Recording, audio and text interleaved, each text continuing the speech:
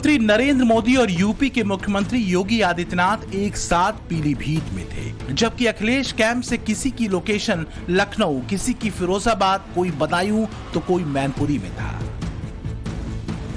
UP की 80 सीटों को जीतने के लिए बीजेपी का हर लीडर एक दूसरे के फुल सपोर्ट में है, जबकि अखिलेश यादव और राहुल गांधी एक होकर भी अलग अलग चल रहे हैं। सवाल यह है कि जिस तरह मोदी योगी का हाथ पकड़कर उन्हें भाषण देने के लिए आगे बढ़ाते हैं, वैसी एकजुटता क्यों नहीं दिखा पा रहे अखिलेश यादव? क्या अकेले पड़ने की वजह से चुनावी समर के भंवर में उलझ चुके हैं अखिलेश यादव, इसलिए वोटरों से अब तक डायरेक्ट कम्युनिकेट नहीं कर पाए? अब इसमें केवल एक औपचारिकता नहीं होनी है, बल्कि हमारी बढ़त विरोधी पार्टियों पे कितनी ज्यादा हो सकती है, उस बढ़त के रिकॉर्ड तोड़ने के लिए सभी लोकसभा क्षेत्रों में एक नई प्रतिस्पर्धा खड़ी हुई है, एक नई स्पर्धा खड़ी हुई है। लोग कह रहे हैं, मैं जिस भी लोकसभा क्षेत्र में जाता हूं, वह लोकसभा क्षेत्र में लोग यही कहते हैं कि साहब हमारी बढ़त की शुरुआत 5 लाख से शुरू हो जाएगी। इलेक्शन के वॉर रूम से लेकर ग्राउंड लेवल तक योगी आदित्यनाथ की स्ट्रेटजी क्या है, ये उनके बिजी शेड्यूल से पता चलता है। यूपी हो या कोई दूसरा स्टेट, योगी एक दिन में 3 रैलियां कर रहे हैं। वोटिंग वाले दिन को लेकर योगी का प्लान क्या है, ये भी आपको बताएंगे। मगर पहले ये समझिए कि समाजवादी खेमे में इलेक्शन से पहले की सुस्ती क्यों फैली है। इस चुनाव के लिए समाजवादी पार्टी ने 40 स्टार प्रचारकों की लिस्ट बनाई है, मगर सीट बंटवारे के बाद समीकरण ऐसे बने कि मुलायम फैमिली एक खास इलाके तक सीमित रह गई है। अखिलेश यादव को तो छोड़िए, उनके बगैर भी एक रैली तक तय नहीं हो पाई है। बीजेपी को सभी 80 सीटों पर हराने का दम भरने वाले समाजवादी पार्टी के राष्ट्रीय महासचिव राम गोपाल यादव का फोकस फिलहाल फिरोजाबाद पर सबसे ज्यादा है। वहीं वो सबसे ज्यादा टाइम स्पेंड कर रहे हैं। वजह है बेटे अक्षय यादव को जिताने की कोशिश। अखिलेश यादव की पत्नी डिंपल यादव भी मैनपुरी से कैंडिडेट हैं और टिकट फाइनल होने के बाद डिंपल ने मैनपुरी में ही डेरा जमा लिया है। 7 मई को मैनपुरी में वोटिंग होनी है। ऐसे में तब तक अखिलेश को उनका साथ मिलने की गुंजाइश बेहद कम है। अखिलेश के चाचा शिवपाल यादव ने भी खुद को बदायूं तक ही सीमित कर रखा है। पिछले 20 दिनों से शिवपाल बदायूं और संभल के अलावा किसी और इलाके में वोट की अपील करने नहीं पहुंच पाए। तो मैं समझती हूँ इंडिया गठबंधन जो है बहुत ही मजबूती के साथ पूरे देश में चुनाव लड़ रहे हैं और कट्टरता से लड़ रहे हैं। और मुझे खुशी इस बात की है कि लोगों का समर्थन लगातार इंडिया गठबंधन को मिल रहा है और जिन प्रदेशों में रीजनल पार्टीज हैं, क्षेत्रीय दल हैं, उन प्रदेशों में लोगों का समर्थन उन क्षेत्रीय पार्टियों को भी मिल रहा है लगातार। समाजवादी पार्टी से आधिकारिक तौर से जो घोषणा थी आदरणीय शिवपाल सिंह यादव जी, जनता में ये मांग, जैसा मैंने पहले भी आपके चैनल के माध्यम से बताया था, ये मांग उठी थी, हमारे नाम की चर्चा हुई थी। उस संदेश को राष्ट्रीय अध्यक्ष जी के पास तक पहुंचाया गया है और मैं समझता हूं अब हम लोगों को शीर्ष नेतृत्व पे छोड़ देना चाहिए, उनका निर्णय है और कुछ पार्टी की स्ट्रैटेजी होगी। अखिलेश यादव के चचेरे भाई धर्मेंद्र यादव भी आजमगढ़ और बदायूं में फंस कर रह गए हैं। भले ही अखिलेश यादव ने आजमगढ़ पर पिछले चुनावों में जीत दर्ज की हो, लेकिन धर्मेंद्र यादव के लिए सीट नई नवेली है।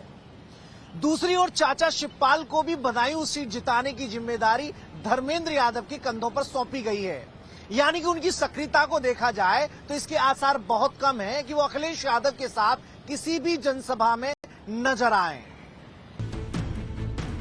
मैनपुरी के पूर्व सांसद तेज प्रताप सिंह भी इस बार अखिलेश से कटे कटे नजर आ रहे हैं। वो मैनपुरी पहुंचकर औपचारिकता भर निभा चुके हैं, मगर पहले जैसी सक्रियता नहीं दिखी, जबकि इसके मुकाबले बीजेपी पूरा दम दिखा रही है। मोदी और योगी के अलावा यादव लैंड में मध्य प्रदेश के मुख्यमंत्री मोहन यादव भी उतर सकते हैं। मैनपुरी और फिरोजाबाद में समाजवादी पार्टी को घेरने के लिए उनकी रैली कराने का प्लान है। कोशिश यही है कि यूपी में विरोधी किसी भी सीट पर एक न हो पाए।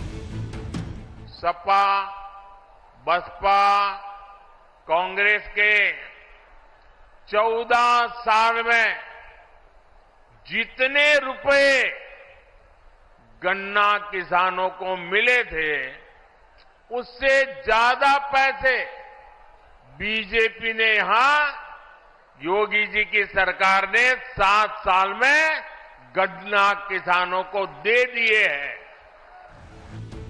चुनाव में बहुत ज्यादा देरी न हो जाए, इसलिए अखिलेश यादव की जनसभा भी प्लान की गई है। अखिलेश 12 अप्रैल को पहली जनसभा करेंगे, वो भी उस पीलीभीत में जहां मोदी योगी उनसे पहले ही पहुंच गए। इस दौरान राहुल गांधी उनके साथ नहीं होंगे। मुलायम फैमिली के बड़े नेता के पहुंचने के चांस कम ही हैं। गौर करने वाली बात यह है कि अखिलेश ने अभी तक मुस्लिम बहुल सीटों को लेकर अपना कोई विजन वोटर्स के सामने नहीं रखा है, जबकि पहले 2 चरण वाली यही सीटें विपक्ष के लिए पिछले इलेक्शन में फील गुड फैक्टर बनी थी। 2019 के इलेक्शन में अखिलेश यादव के साथ मायावती थी और जयंत चौधरी भी। इसीलिए एंटी बीजेपी मोर्चे ने पश्चिमी उत्तर प्रदेश में मजबूती से अपनी ताकत दिखाई थी।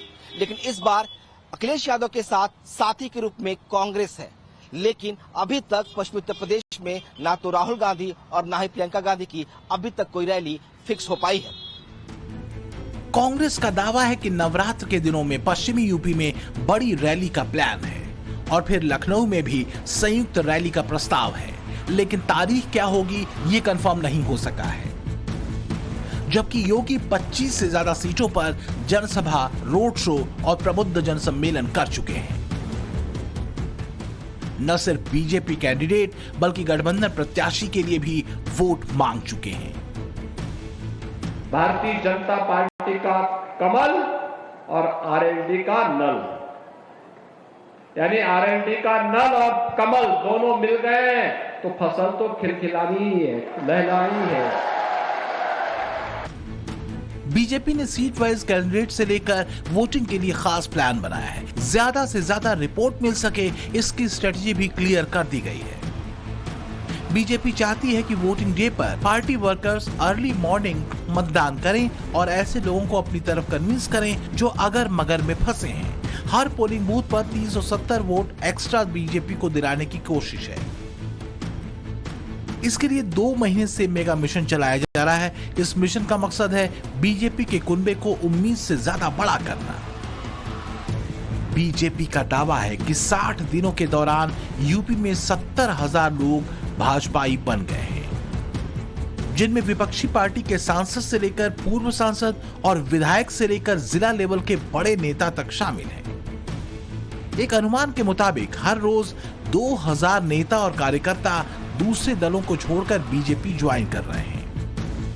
योगी की स्टडी का अंदाजा इसी से लगा सकते हैं कि वो न सिर्फ अपने कैंडिडेट्स की खूबियां बताते हैं बल्कि अपोजिशन के सांसदों का पूरा लेखा जोखा भी रखते हैं।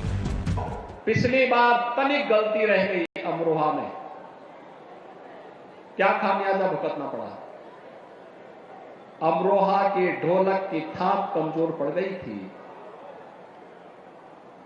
जो सांसद बना उसका संसद में चरित्र किस रूप में, भारत माता का भी जयकार करने में उसको संकोच हो रहा था। क्या ऐसे लोग संसद में जाने चाहिए क्या?